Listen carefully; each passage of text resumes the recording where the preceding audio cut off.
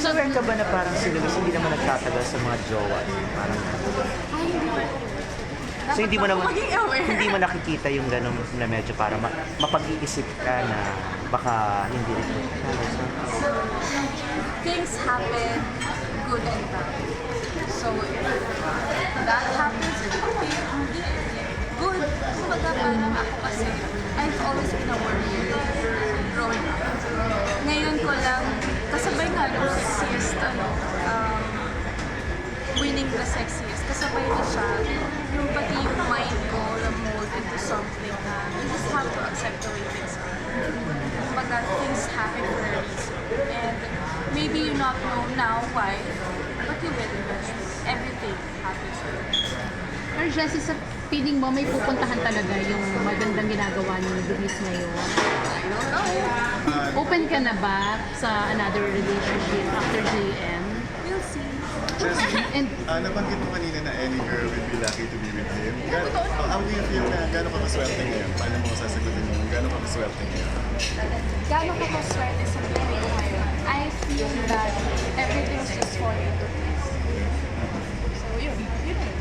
Paano reaction mo kasi kapag was nag-bash naman sa Luis na pag-galing sa tsaka pinagtanggol ka rin about that sa naging third party ka doon Angel naman kasi may technically may reaction mo pinagtanggol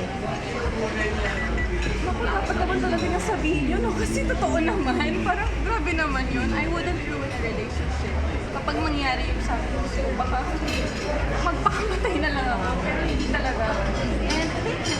Thank you sa kanya na sinabi niya yun. Kasi, Jessie, reaction mo sa mga comment ng Netisex, ang swerte daw ni Luis kasi yung mga number one na sexiest na nagiging nanilig sa kanya. Now it's you. So anong comment mo sa ganyan? iba siya.